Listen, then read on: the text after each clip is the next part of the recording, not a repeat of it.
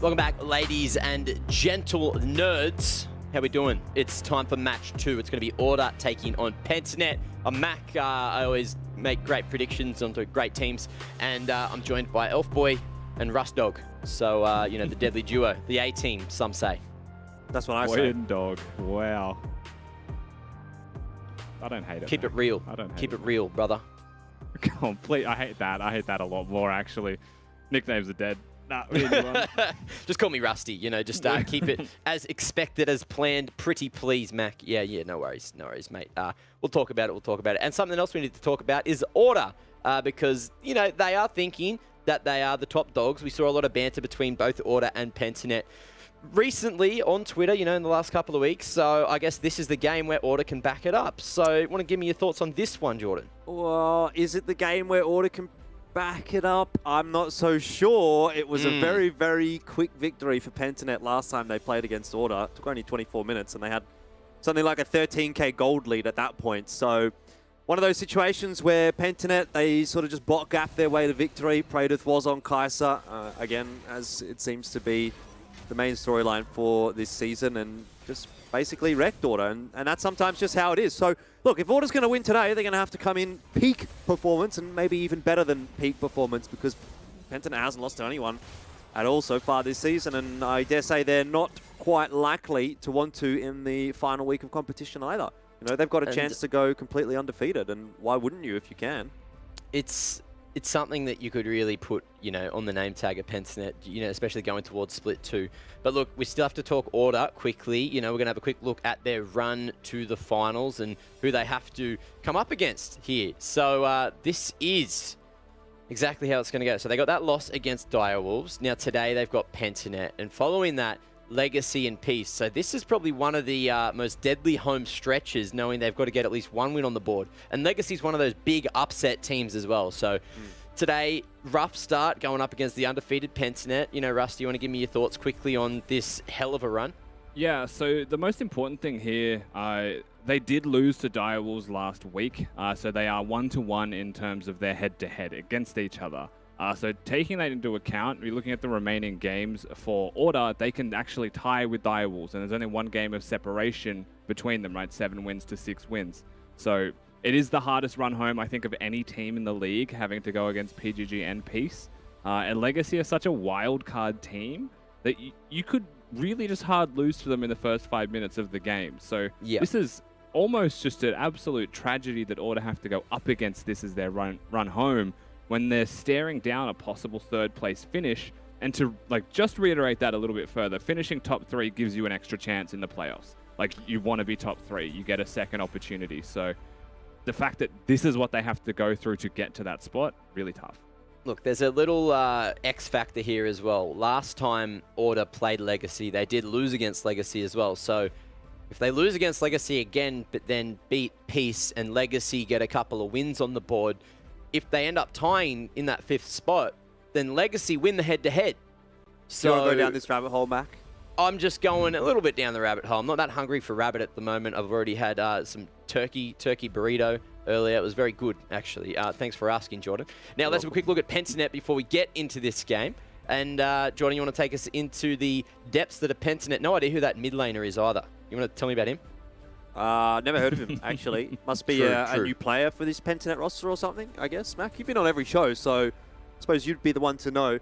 But yeah, I mean, again, I don't know why you always give me the Pentanet one. You always seem to throw it to me because I just come in and say, what really more is there to say about Pentanet? Like, that hasn't been said throughout this season. They are very true, easily the best team. They are undefeated so far. They've looked pretty comfortable against almost every single team as well. I think the one exception was that one game against Legacy. Everything else has looked pretty clean for Pentanet. So I think the only way that they actually lose this this season, and that includes finals as far as I'm concerned, is if they get inside their own heads or something, right? Because no one is as good as Pentanet right now. So the only way that they actually do drop it is if, for some reason, they mental boom and lose the game for themselves. Otherwise, who else is matching them at this point? Let's be real. Like, who's even close? No one.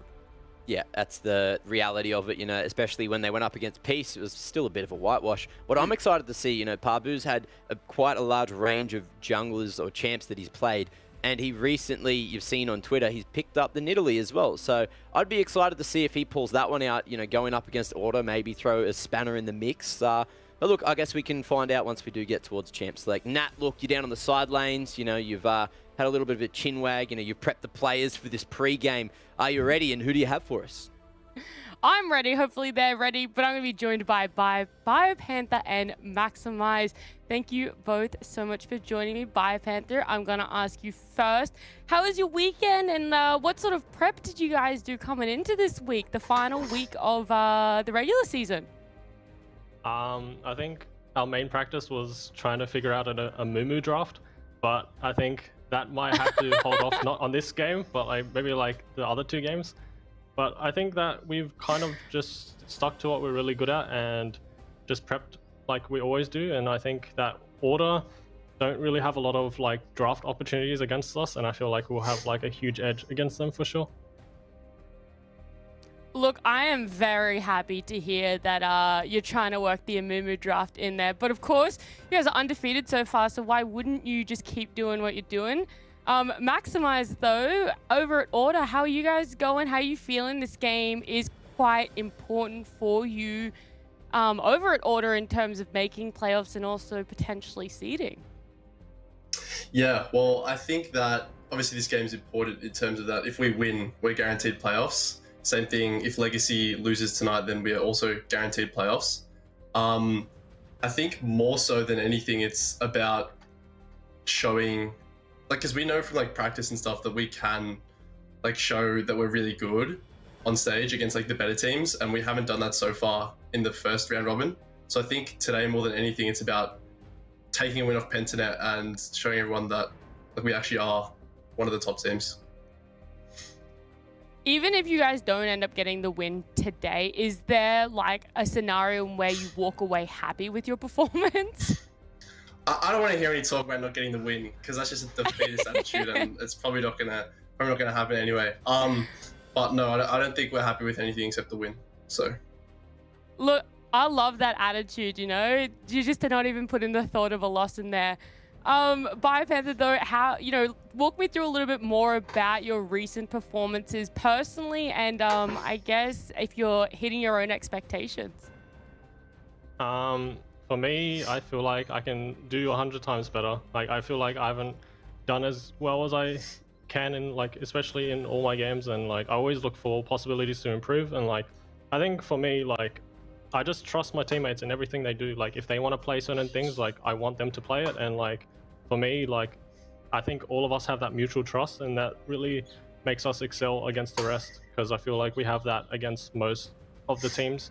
And I think that just, it's the same with most like of the other teams. Like, they just draft weird. I just know that like this team relies on their jungle top to carry, and the rest of the team is practically useless. Like, I'm pretty sure the jungler only plays like 3 champs, and then, like, if he picks the 4th champ, he has no other champ. Top lane has to pick Camille Aatrox or Nah. Like, I don't know. Like, I don't know. It just feels really like predictable, and like I already know, like, coming into the game, I feel like heavily confident, like in most of every game. Yeah. Well, Maximize, I'm going to give you 2 questions here. One, anything that you want to say back to BioPanther there, but also, I guess a similar question of how do you think your recent performances have been in terms of your own expectations? First thing to BioPanther. I mean, there's not really too much I can say to him in terms of trash talk, because I think he's like the one top laner I've played against that like has played well against me. So I kind of respect him for that. In terms of how I've been playing, I don't think that I've been playing to 100%. I don't think anyone is in the league right now. I think that I have been playing quite well though, in terms of like I'm doing what I need to do. It's more of just me being able to take that from an individual level to being able to help my team more. So I think as the split progresses, you see me 100% being in like MVP form. So yeah. Wow, I'm looking forward to that one then. My last question is a little bit more about how do you expect this top lane to go in this game, including even a potential numerical value on the KDs for the lane? Okay, numerical values for the lane is going to be 0-0-0 at 15 minutes. Both top lanes are going to have 150 CS, be 0-0-0, we're gonna have done absolutely nothing, and then it's just gonna be down to team fight better. That's my take on it. I honestly think that's going to be the case. Or we might have a quick skirmish topside, and there might be a little bit like, but I think it's heavily sided to us. But that's just my opinion. It's like 0-0-1 if we're getting super spicy. And there it is. All right, I absolutely love talking to both of you. I will let you go and get ready for the game. Good luck and thank you again. Thank you so much. Thank you. Look, as much fun as that interview was, the thing that still sticks out to me is that Pentanet are openly working on an Amumu draft to play this week. And Rusty, we need to know, are you still going to live up to your word? I mean, I have no reason not to, right? I have already spoken about this. I've got real estate right there. We can get it. I will have Beautiful. a Amumu if it is picked, 100%. And Nat said she'd pay for it, so why would I say no? Look, I'm working with designers now. We're getting it designed. It's going on that body. It's happening. Love it, absolutely love it. You know, clip it and chip it. Make sure it's not forgotten because I feel like Rusty might just be, oh no, there's a flood here. Sorry guys, didn't see that game. Very sort easily of disappeared. He could disappear. You know, he's in the middle of nowhere at the moment, and we could never see the man again. But anyway, let's bring up the predictions, see where we've all leaned for this matchup. And of course, you're all probably going to be wrong. I think I'm the only one that's going to be right. You know, shout outs to me, 20 incorrect predictions. I'm pretty proud of that, honestly. You know, as my first split in you know, being talent for League of Legends, it shows that I really know how to pick the underdogs. You're going for more incorrect predictions than correct predictions this season, Matt, because it seems like it's going to happen. At this point, it's like, why the hell not? You know, like there's no coming back. So just dig that hole, boy. I do have to tell you, Mac, it's not golf. We're not going for the lowest score. That's all right. That's all right. Look, I'm happy with that. Like, I don't care. I feel like this is just like a bit of a measuring contest of sorts when it comes down to it. And I don't need to win that. What you are know, we I've got measuring, Mac? shirt size. Elaborate. Shirt Yeah, size? like, and Rusty's actually winning today because he's got the Oh, long there's a arms monster. on. Actually, Nat could be winning too. You got a long sleeve thing? Was it a jacket? Yeah, jumper? I got a cardigan. I think I've got the bigger shirt.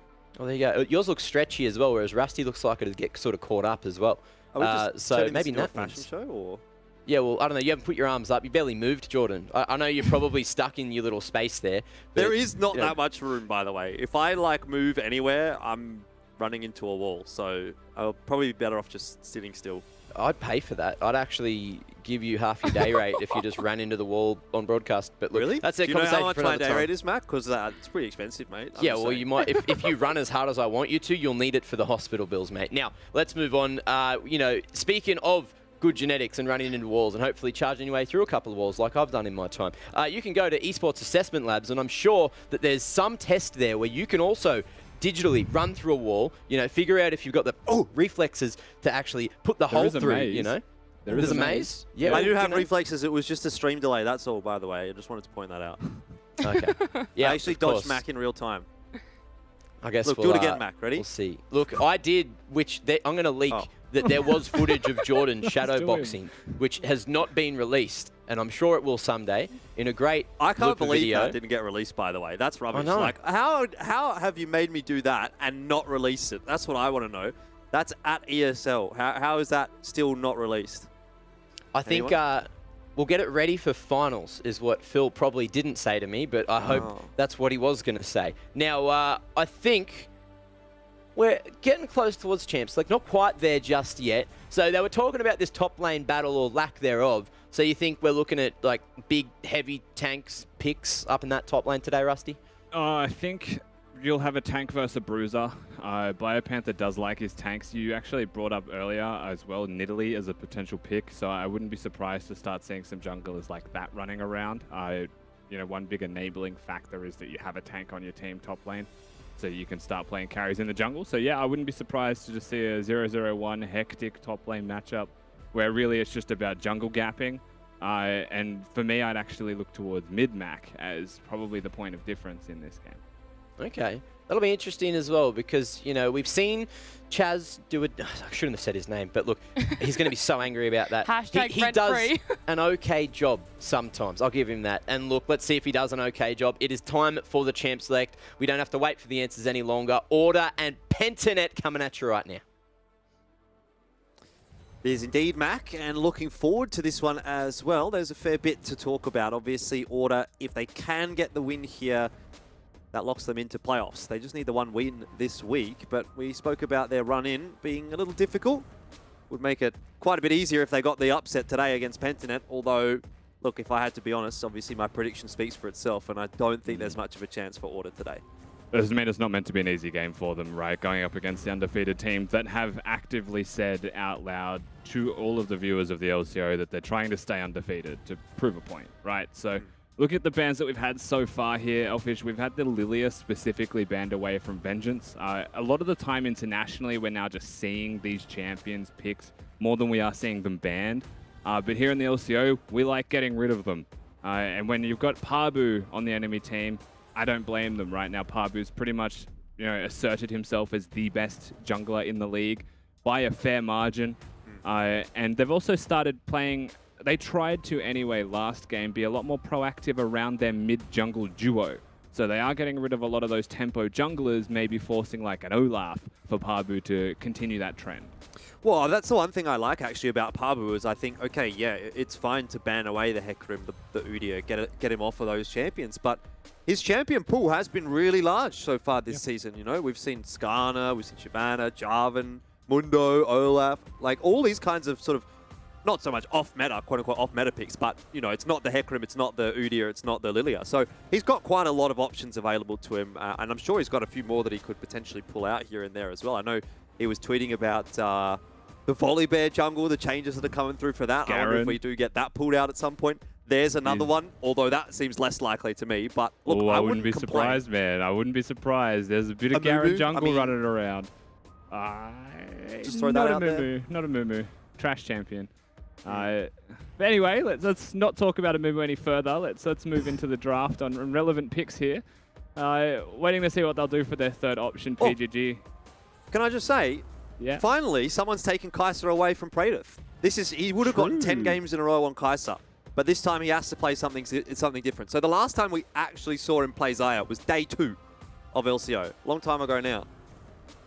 Yeah, he's got a couple of other champions up his sleeve. I wouldn't have been surprised to see the Aphelios considered, but we mentioned this at the very start of the day. Kai'Sa, Xayah, the two most prominent champions right now in the bot lane role.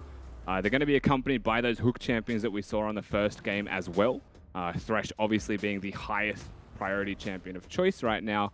Zoe, this is the second game in a row that Chaz is going to be picking this champion. Does seem to be wanting to roam a lot more.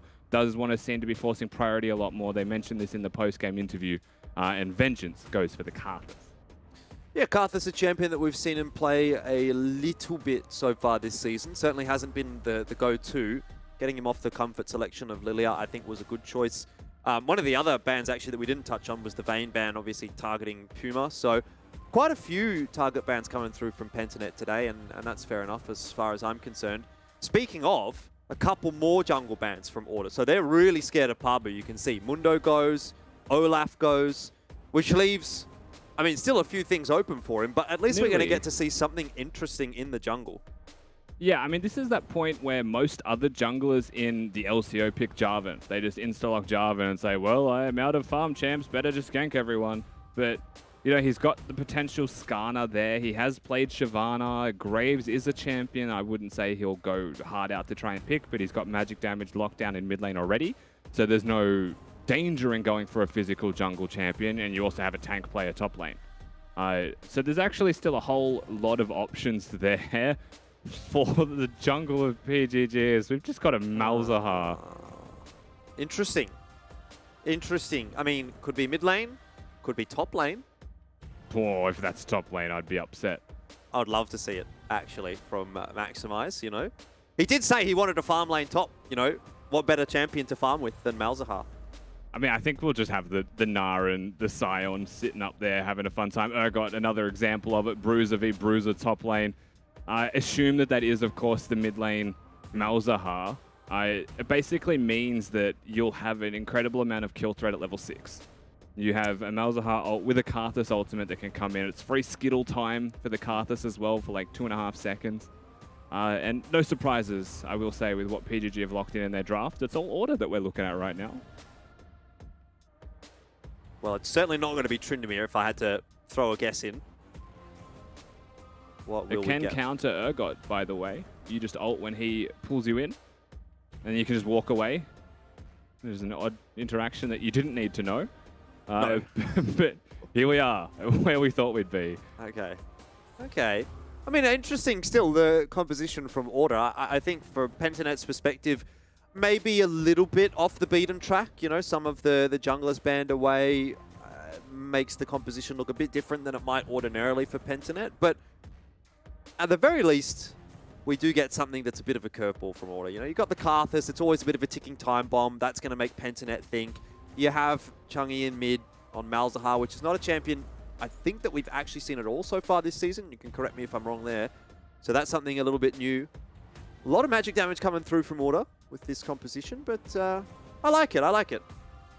I mean, I think it's creative. Like, I don't think it's bad. You've got your really staple top lane and bot lane duos, right? We know the quantity of Vengeance on his Karthus. And if you're going to put a wild card in any lane, I do think that mid lane's a good place for it. Malzahar is one of those champions that's known for being really difficult to deal with just because he constantly pushes. And Zoe usually takes a couple of spell rotations to clear full waves. So this is one of those situations where perhaps Order can play around the fact that they'll have mid lane push, mid lane priority, try and isolate maybe the jungle matchup to get a clear advantage for Vengeance. It's the rest of the map that starts to worry me a little bit. You know, this Urgot into the Gnar matchup on mini Gnar can be devastating to deal with. If Pabu gets a gank off, it's also going to hurt quite a lot. You know, this is going to be a bit of a throwback, Rusty, but I do have to bring it up, and I almost feel bad for bringing it up. It's time for the skin battle, okay? We've got Bizahar. We've got the new Malzahar B skin for Chungi. So maybe that's why he's decided to play it. Maybe he's just thought, you know what, I need to get some swag on the Rift. Throw that one out. Here's the thing. You're not wrong. And there has definitely been times throughout the history of League of Legends where a champion, I'm not even kidding, will have like a +1 AD buff or a new skin released that people may just like and want to play the champion. And then they'll actually just be like, hang on, I like this champion. Hang on, this champion works. And suddenly it exists in a competitive game. That is unironically an actual possibility. Well, maybe if Order gets a win today, that's something that Nat can ask in the post-game interview. Although I'm sure there'll be quite a few more relevant questions if Order does actually get the win, because they are going up against the undefeated team Pentanet.gg today. 11-0, looking to make that 12-0. And for Order, what's on the line is a potential playoffs spot if they can find the victory today. Obviously, a few more opportunities for them. They've given themselves that much leeway. This is two games in a row that we've seen this as well, Jordan. Aside from the fact that we are looking at the B Malzahar skin, which is, you know, maybe we were correct after all. So good speculation there on maybe bringing back that point. But it was the Nautilus. It was the exact same side of the map. It was Mammoth doing it in game number 1. It was an aggressive, bold move straight down there. And, you know, perhaps one of the biggest things that you're looking at when you make that type of play is lane priority. You're looking to see where is the AD carrying the support of Pentanet.gg. Are they leashing? Are they sitting in lane? Because if they are sitting in lane to try and force priority, it's a free kill suddenly, or at least summoner spells. And if they're not, you know that they're most likely going to be leashing because of where they're starting or standing. And then you just reset yourself and go do your thing. Exactly what Order is going to do. Doing their thing by leashing. In fact, it's not going to be a leash down in the bot lane for Praedyth and Decoy, so they'll look to get some early prio down there. Very interesting mid matchup. I'm sure we'll be talking about that one quite a lot. Beats and Puma will wander their way down. Already you can see Praedyth just getting a creep advantage, so we're looking to hit that level 2 first. Yeah, no real way to pull back those feathers, so level 1 is just going to be even trading. You would expect Puma to step up when there's a small amount of minions remaining. Nice little hook there. Yeah, I mean, Nautilus level 1 is actually one of the more threatening champions that you can have in the bot lane, just because he's got those 2 forms of CC with the hook and then the passive. Obviously not in this instance when you're getting it onto Decoy. You're I'd have to support imagine main, has right? bone plating. Yes. What would you say is your preferred side of this matchup? If you were the Thresh or the Nautilus, what would you prefer? I would say 10 out of 10 times I prefer to be the Thresh, but I'm not sure if that's just biased because I don't like playing Nautilus. Okay, well, my answer is the exact same, and the reason for that is if Nautilus hooks you, you can actually buffer your Flay to push him towards your team, so your Aftershock procs, or away, so that he can't auto-attack. So I think there's actually very few situations where I would rather be the Nautilus, unless it was like a full 80 carry champion gap, where it was just like a free lane. I mean, I think there's a lot of instances like that where Thresh just gives you so many options, and that's probably part of the reason why he is one of the top picks just in general, but specifically for the bot lane. You know, even looking at things like Leona, looking at Rel, etc., there's so many situations where Flay can be just such a useful tool, and then you've also still got the engage options with your death sentence as well. And I don't know, Thresh just seems like the kind of champion that really has it all. Like, the only thing he doesn't do is sustain. This is happening again, actually. So this literally happened last time we saw PGG play. Chaz was pushing for the Scuttle Crab timing in the game, forcing priority in mid lane to then roam. So the last time we saw this, it was a roam into half-healthing the enemy bottom lane. This time it is just going to be Scuttle Crab priority, but you can see how afraid they were. Like, you can see the fact that Puma and Beats are now down 15-odd CS from that. Like, it is still a significant move here. And that's now twice in a row we've actually seen the exact same thing replicated and have it be successful. I wonder if it's, you know, the specific game plan for Pentanet that continues to crop up because it just works. You know, what does Order have that they can really do against that? They don't have a huge early game prio jungler in the Karthus, so it's quite difficult for them to contest the Scuttler. Chungi maybe isn't quite at the point where he's able to shove the waves out super quickly yet on Malzahar. Yeah, it's also because they don't leash at the start. So one of the easiest things to do, right, is Karthus is a champion that usually will demand attention and demand a leash and like have to have the resources of his allies to start the jungle off correctly. Graves doesn't, so they're able to start him blue buff, path him to bot side, and because their bottom lane doesn't leash, it is a known quantity for Order as well. So they do know that at 3 minutes Graves is on the bottom side of the map, and they let PGG push them in. But it also means that because Chaz is able to force that priority, it's now suddenly really bad. And what was a part of their like strategic necessity for their Karthus to prosper ends up being a CS deficit. I mean, it's interesting that we're seeing this CS deficit in the bot lane already, because last time we saw these two teams match up, Order definitely did struggle down in the bot lane as well. I mean, Praedyth ended up at 7-2 and 3. Puma, on the other hand, was 1-3-2. So, you know, it speaks to something. It speaks to the fact, obviously, that it was a comfortable win for Pentanet, so there's more opportunities for Praedyth to farm on up. But if we do see the Order bot lane get behind once again, I mean, do they have the chops to actually stand toe-to-toe with Praedyth and Decoy? It's really hard to do because, you know, PGG have been known now as the best team fighting team with an exploitable, perhaps, early game. You know, it's something that they've clearly been working on. And a lot of that is visible through their play already 5 minutes into this game. You know, trying to shore up the early game weaknesses where the pieces of the league may want to exploit them and be able to sneak some victories. It's a bit cheeky from Pabu. Doesn't actually have Smite online right now. Decoy walks his way up and keeps Pabu safe and comfortable. That could have been interesting if Vengeance would have just walked down into River. Yeah, he was afraid of the priority PGG having the hooks on. Well, speaking of priority, Beats feels like they've got something. Praedyth can't stand on the Lantern, just gets out in the nick of time. Ignite tick isn't enough. Good flash from Praedyth, and Vengeance, as he overcommitted now, he's actually on fire. Decoy might do it himself. First blood for the support. Can you believe it?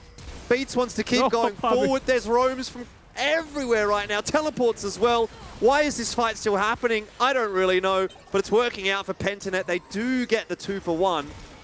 And the Malzahar's gone to sleep. Won't result in anything, but what a chaotic start. It makes you wonder what would have happened if Parby didn't fail flash over that wall as well. It's something that we'll be able to explore perhaps in the replay, but at the end of the day, you know, Chaz is able to walk down, get himself a kill. Chungi teleports, but only gets the assist. It's still going quite nicely in the way of Pentanet.gg.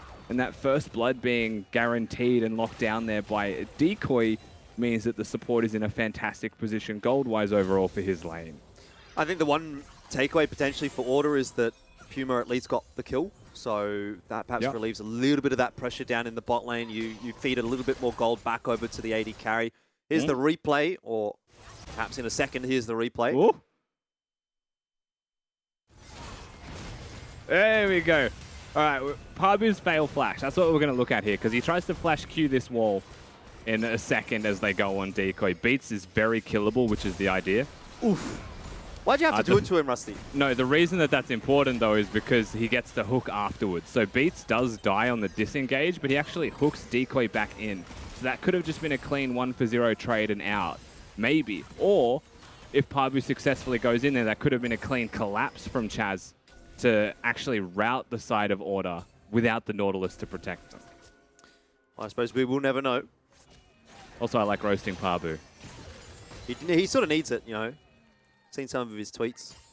Got a bit of an ego on him, doesn't he? It's a healthy one. All ego. pro players have an ego, surely. I think so. I think you need to, you know. It's at that point where, like, if you're going to be the best, you kind of have to think that you're the best as well. At least have that killer mindset, right? You don't ever come into a day expecting to lose, so a little bit of an ego there, definitely a requirement. Ooh, Beats might have stepped up a little bit too much, but the death sentence does not connect. That's one of those heart-stopping moments where you know if that hook connects, you're probably in trouble, especially considering he doesn't have flash. Absolutely. Of course, Chaz just trying to abuse the balloon game that he gets off those minions to try and keep the Malzahar down. Verdant Barrier also being the item of choice here by Chaz. It hasn't been nerfed on this patch. The next patch, I believe it gets gutted for a component item. Basically means that the Malzahar can't kill him. It probably... Oh, hang on. Oh, yeah, hang on indeed. Beats looks for another engage. Vengeance is here as well, but Death Sentence onto the Karthus, and it most certainly will be. BioPanther getting involved down in the bot lane as well. Grabs himself a freebie, and Requiem comes through, but it's just too little and too late to make a difference. So, once again, or to try to make something happen, but Pentanet respond nicely. Praetor's playing with fire there as well, was actually a hair's breadth away from getting hit by a Karthus Skittle after the ultimate. May have actually been a trade back kill. Maximize, as you can see, is going to get a couple of plates up there in top lane. Also has himself a pretty nice CS advantage overall, so you'll be pretty happy if you're this Nah. It is not the 0-0 at 15-minute matchup that they predicted anymore, as BioPanther does get himself active around on the map. But it was Order that choose to make the play, and it was PGG responding to that play with confidence that allows them to come out on top, because they know what's happening, right? They can choose their battle. Love a good turbo chem tank on my Zoe as well. Great pick up, Chaz. I suppose we will be looking towards that top lane to be the difference maker for Order, because it's sliding in the wrong direction on the bot side of the map. Chaz happy to farm, so is Chungy.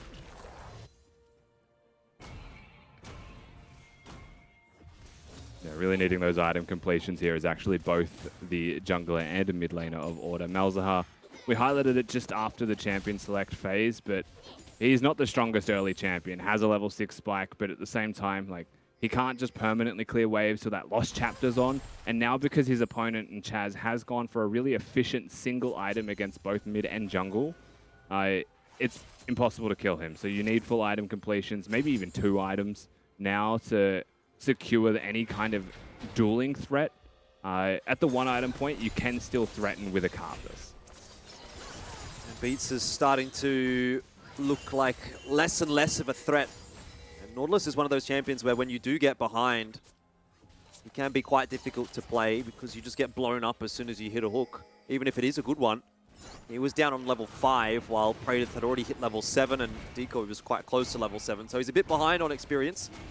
Order are going to try and force a dragon through here, but numbers doesn't look too good here, Rusty. Vengeance is going to die in the midst of Pentanet, which isn't the worst thing in the world. Puma dives onto Praetor. Hang on a second. How does this work out? A 2-for-1. Overall, still okay for Pentanet. Yeah, Dragon going to be started here. Chungy, no ultimate, so he's really just trying his best. Teleport's coming in. Yeah, he's trying to zone them, and Puma was more interested in farming bot. Maximize now arrives, doesn't have Mega Gnar, nearly gets blown up, but the focus turns right onto Parbu, who just gets away. Puma's got no mana here at all, and Maximize is still so far away from Mega that has gone horribly wrong for Order. Surely Maximize doesn't die here as well. Chaz is going to try and chase him down. Oh, dearie me. He's got spectator syndrome. Stuck around too long. Yeah, so here's the thing. It was sound strategically from Order in terms of the idea that they were looking at. They had a teleport advantage in top lane. So they had a Mega Gnar ready for Maximize. That's the point that you start the Dragon, threaten the teleport coming in. The quiet MVP of that entire fight was actually Biopanther, because he chases Maximize between both turrets to stop him from teleporting, which means that any advantage that Order thought they had didn't exist. And in the 4v4, it does feel like, and obviously is true, that PGG are just stronger. So they make the play, Order, off a sound strategic idea. You can see it on the minimap, which is really what I'd want you to be looking at, because we saw this fight as it took place. Just chasing him. No way to teleport. If he doesn't teleport when he's Mega Gnar, he's going to teleport in as Mini, which is what he does.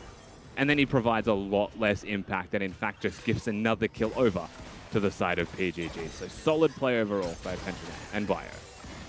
I feel like there was a bit of miscommunication maybe for Order as well in the later stages of the team fight, with Puma going back down to the bot lane and then taking a while to get back into the engagement after the teleport came through. Decoy surviving for so long on such low HP was a big bait as well.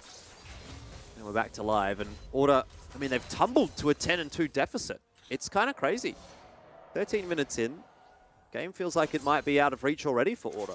I think Order just tried to make a play in the bot lane as well. Beats has just respawned. Karthus ultimate was also used, but it's a 0 and 3 Karthus ultimate. Praetor didn't even use his heal. So I'm not actually sure what the plan was there by Order, but at the end of the day, it didn't work out, and PGG only pull further ahead. That Dragon play basically is the game-deciding moment as Bio. Does get locked up. Should be fairly okay for the moment. Slow's coming through, Skittle's coming through.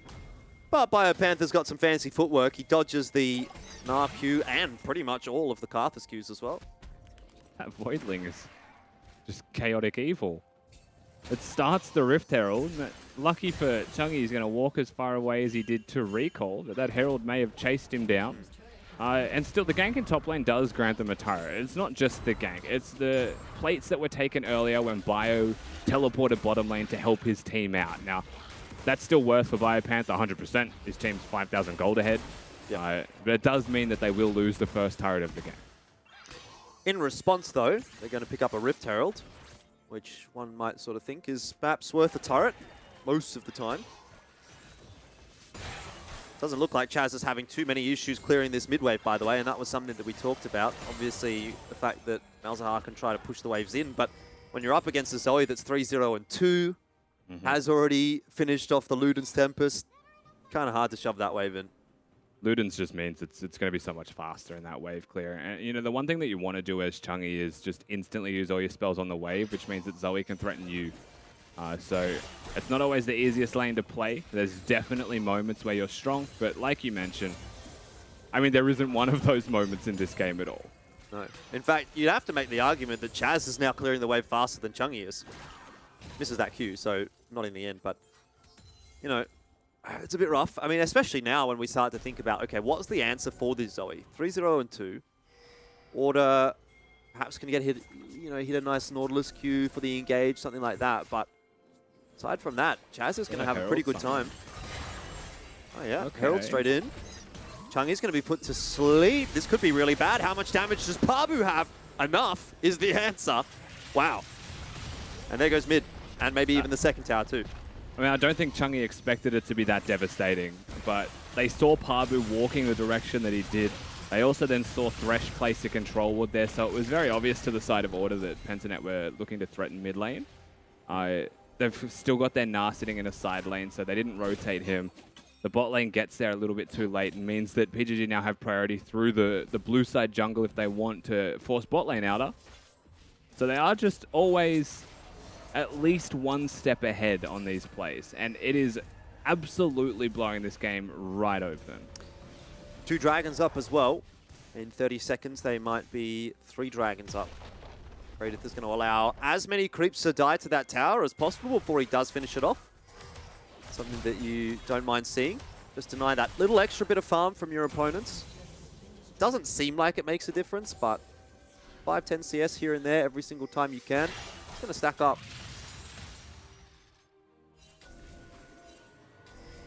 Order have actually said they're going to fight for this.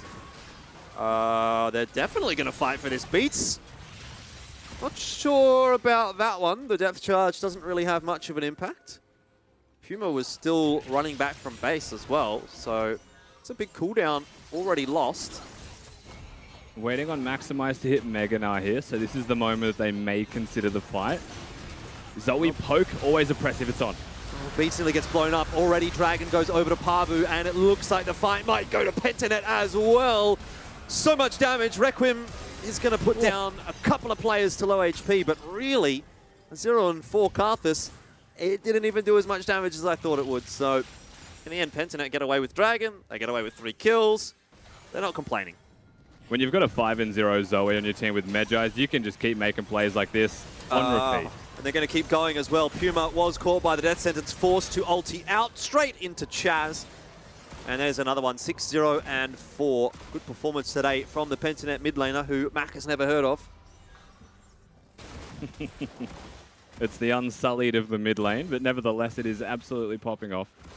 And again, the point that I wanted to make, though, is you've got a 6-0 Zoe. He's going to just try and poke people down. You've got a Nautilus who's 0-5, so he's not going to be a frontline presence. You're so reliant on having Mega Gnar and hitting a huge Gnar ultimate to have any chance into this game, but a single Zoe Q on you while you're transforming, and Urgot ults you and executes you, and you're out of the fight. And that's true for now literally everyone on Order. So this game's now hit a point where you could actually just Oceanic ARAM on Order's face if you wanted, and it's a free win, because you're just too strong as a comp. Yeah. Does kind of hark back to what I was talking about earlier as well for Beats, for example. He's level 8. He's feeling pretty squishy, hasn't finished off his first item. I mean, yeah, he's got Merc Treads. That helps, I guess. But as soon as he hits that dredge line and goes into the Dragon Pit, he gets instantly blown up. You know, like 3/4 of his HP just disappears. And that doesn't feel very good when you're playing Nautilus. That's another one of the reasons that I do like the Thresh. It's like, okay, you can hit the hook, but you don't have to commit to it. Unfortunately, with Nautilus, you have to commit. There is no hanging around just waiting. You're either you in can or also you're be a out. Lantern Goblin, right? Like, you've got multiple avenues as a Thresh that feel much more creative, where Nautilus is much more of that, like, just fridge, just walking around, just big meathead champion that can only go one direction. Yeah. So Pentanet set their sights on the mid lane and the topside jungle. Pabu Gale Force in, gets aggressive, blows Beats up straight away. That should be illegal. It's followed up by a kill on a Vengeance as well, and I think that just tells you the state of the game right now. It's a Gale Force, Graves, all inning on a Nautilus support and just blowing him up one shot. Easy. Yeah, there's 2-for-1 trade there as well. May not have even been aware that Vengeance was in the bush, but look, another one. So why not? They will get 2 kills, and because the jungler is gone, dead for 10 seconds, not going to have any presence for this Baron. We're basically looking at the 1-2 punch for Pentanet as the final thing remaining, as this might actually just be a one-hit. Ooh, bang. There you go. See you later. Chaz is having the game of his life right now. I think this is what you live for as a Zoe player, you know? Not that I know, because I don't play Zoe. I don't have the mechanics for that. But if I was a Zoe player, I'd like to be a 7-0 Zoe player that can half HP people in one shot. I think the most satisfying thing that you can possibly achieve as a Zoe is that, like, bubble into Q 100 to 0. Yeah. So Chaz is at a point where he's able to do that to tanks. He is just too fed. You know, he's fully stacked Medjais. He's opted into the Banshee's Veil and stopwatches his build, though. So he's a team player. Chaz cares about his friends and doesn't want to just interweigh his lead. If he went straight for, like, the Death Cap build, then you know he's there to one-hit anyone who comes in his way. Definitely enjoying himself, though. You're not wrong there. I think most of Pentanet will be enjoying themselves here. 4-0 and 8 as well for Graves. I can't wait, by the way, to see Mac in bronze. You know, he's been playing a little bit of Graves. Probably going to pick up the Gale Force, say, man, Pabu, he made it work. I'm going to give it a crack. And int his games away. It's going to be good. Speaking of, Chaz looking for another kill. Oh, doesn't quite get it this time. No, Pabu from downtown just slides the ultimate through. That's some collateral damage for Chungy, and it is enough to finish him off. It'll be the focus now onto the inhibitor turret. Pentanet continue to roll forward. If that wasn't a team play build from Chaz, that was a one-hit. Nevertheless, they are going to get the inhibitor for sure, looking towards the second one here. Order with no mid laner, definitely not going to be contesting this one. It's an absolute pipe dream if they're even going to consider it at all. We're just waiting for the bow on it, right? Raiders going to get a bit cheeky there as well. sticks around for a couple of extra creeps and does take the Lantern back out to safety. Would have been a nice shot from Beats if he would have connected that hook mid-air. No such luck. Might not have even killed him, to be honest. Praetor still had ulti, still had heal, still had flash. I think he would have died. It's miserable. Being on Order side of the fence here, playing this game out, miserable. We're definitely gonna look at this game in retrospect and be like, what is the Malzahar for? But we never even got to see it do anything. Yeah. It's true. It's kind of hard to flex the muscles when your entire game is just going this way.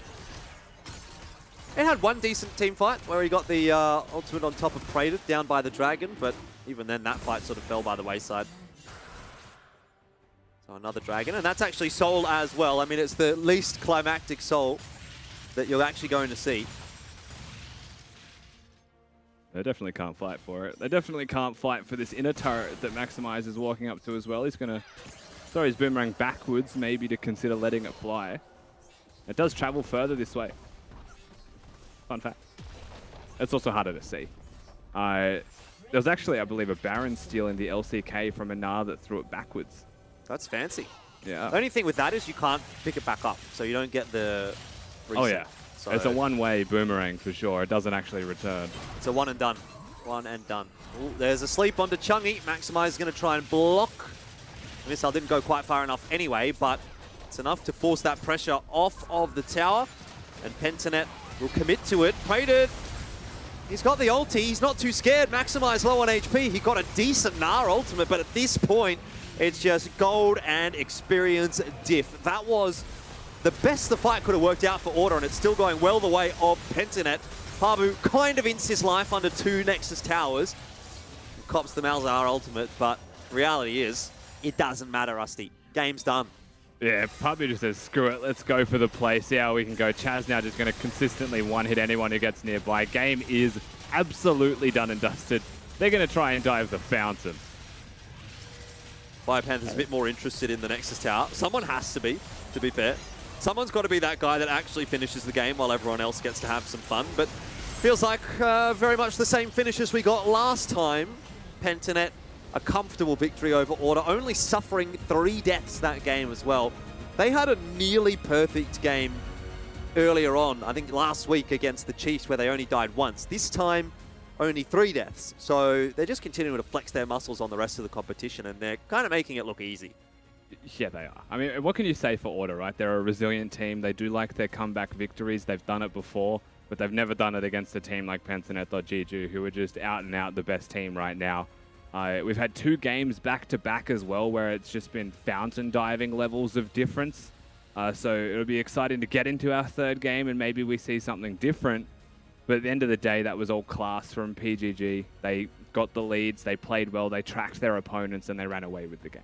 Yeah, Mac, let's get you back in here. I know you've been picking up the Graves. What did you think about that one? I heard you saying shield bow only. I'm sure that didn't go through to stream, but you're not convinced by the Gale Force? Was it like the right at the end from Pabu under tower? I'm sure it's a great item, but I just know that at lower elo, you know, you have that little bit of life steal, you got that extra bit of sustain, people run at you, you win those engagements, it's okay. Do you remember to use your actives, Mac? Is that the problem here? Sometimes I forget. All right, and look, that's okay because we can't all be perfect, Rusty, and that's why you just go for the passives instead. Anyway, great game, by the way. You know, PGG playing that one beautifully. Order, they tried a few things that didn't go to plan, but of course that's mostly just because PGG are generally mechanical gods, all very gifted with what they're doing, rotations on point. You know, that fight was all over the place, but still came out in PGG's favor.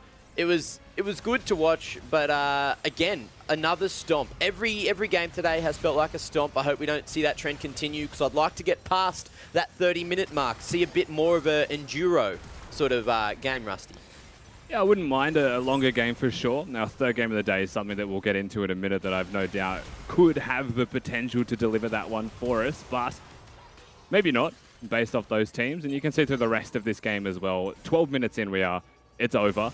We're just really waiting for the final nail in the coffin to be drawn in for Order to say, this is our point to fight, because this was it. You know, Maximize teleporting in, unable to get anything done.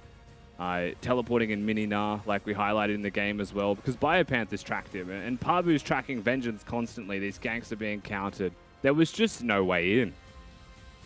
Yeah, it seemed like it was just hard. You know, Pentanet is so good that it is just so bloody hard to even, you know, outplay them, because it feels like at this point it's unachievable. Like, the only team you think could maybe do it at this point is Peace. So we will get to see that rematch, you know, coming up eventually. I think that's on the last day this week, actually, which is going to be, you know, hopefully a stunner, or it could be another blitz by PGG, because they certainly seem to find the upper hand and then force the point every time.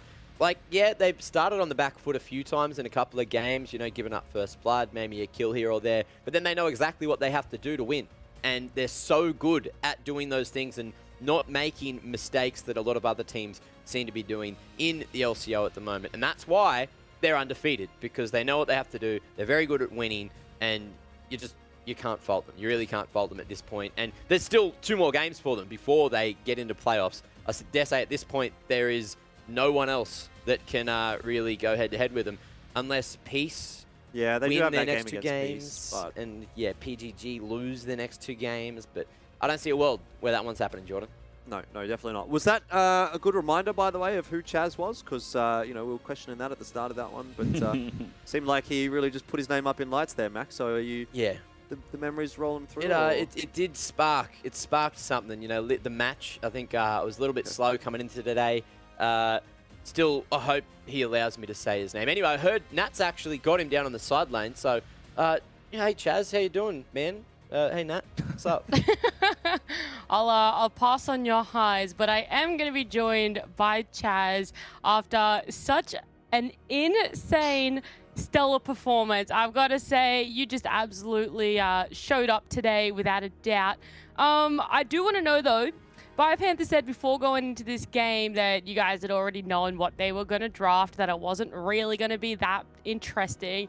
But tell me from your point of view, was it interesting at all, or how were you guys feeling coming out of it?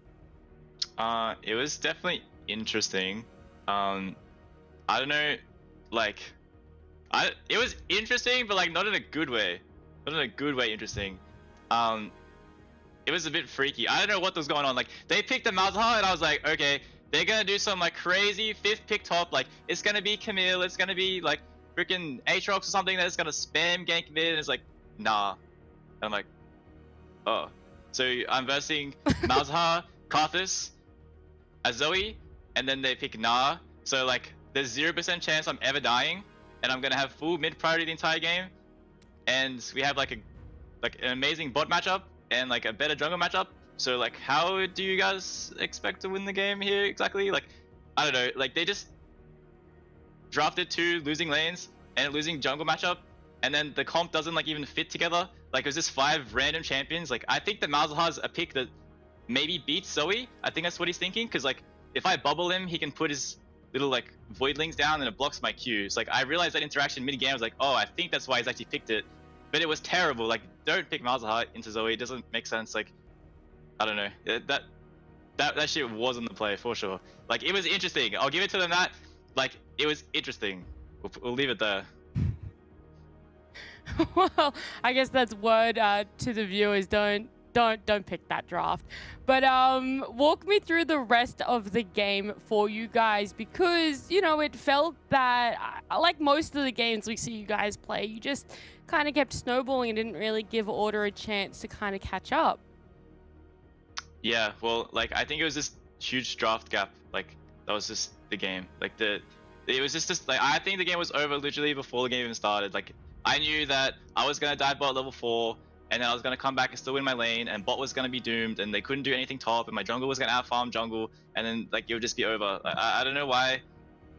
I don't understand. Like, it was like, this team can beat us. Like, they won't beat us often, but they can beat us. But this is not how you are going to beat us. I can guarantee that. Like, the way Legacy plays, that is how you will beat us. And this team can do that, but they just decide they don't want to do that. Like, if you are gonna handshake a game and like give us early control and think you're gonna win mid-game team fights, you're not going to win. Like, I guarantee you, none of you guys will win. Like, you need to play differently if you want to beat us. Like, you're literally taking our strengths and like trying to beat us with it.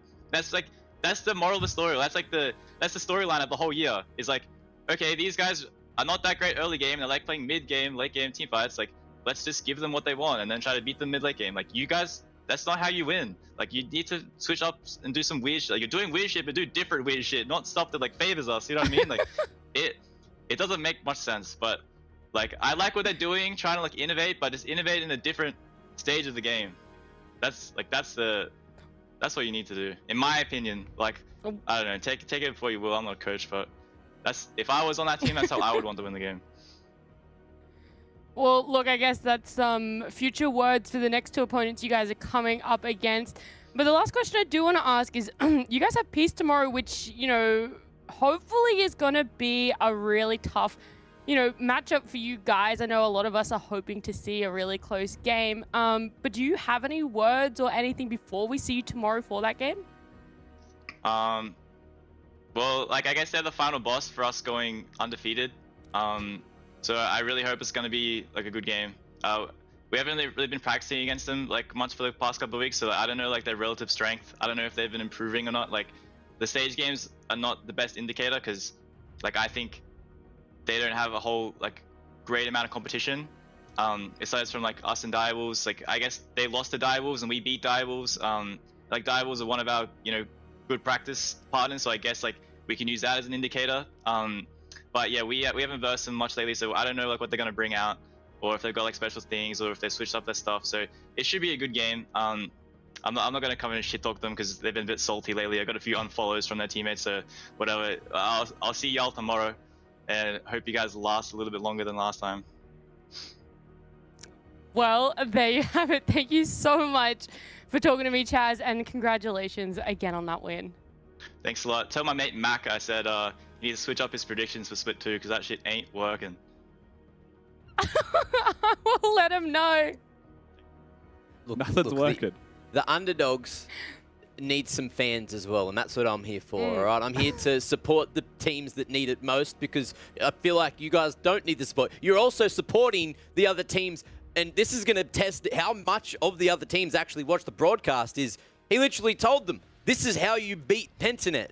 This is how you do it. Stop doing it wrong. And he's telling all the teams. We had the same thing with Pabu last week, you know, in the last interview I had with him on Friday. The man just went for it and he gave away a lot of information. And I think it was a little disheartening to see ORD maybe not like know that or take it on, but just kind of sticking to exactly what Pabu and now Chaz has said not to do. We've also seen tweets from BioPanther about it. It's getting to this point where PGG have literally just said, please beat us so there's competition. Like, they've all individually at different moments said, can you please, for the love of God, do this? And then no team that plays against them has actively done it. And it's not a joke. Like, they're legitimate suggestions that will work. Legacy have proven that it works. Be more like Legacy, and you might surprise yourself. Yeah, just be a little bit crazy. Look, Jordan, I know you wanted to jump in there, but we are going to go to a quick break, so I'll let you quickly, you know, catch your words. You know, it seems like you didn't want to chat now anyway. But look, Game 3 coming up shortly, and that is going to be a banger. Legacy and Direwolves going head-to-head, and this game matters the most out of today. Legacy need to win. Let's see if that one happens after the break. Vengeance is going to die in the midst of Pentanet, which isn't the worst thing in the world. Puma dives onto Praedith. Hang on a second. But Maximize now arrives. Doesn't have Mega Nut. Nearly gets blown up. But the focus turns right onto Pabu, who just gets away. Puma's got no mana here at all, and Maximize is still so far away from Mega that has gone horribly wrong for ORD. Surely Maximize doesn't die here as well. Chaz is going to try and chase him down.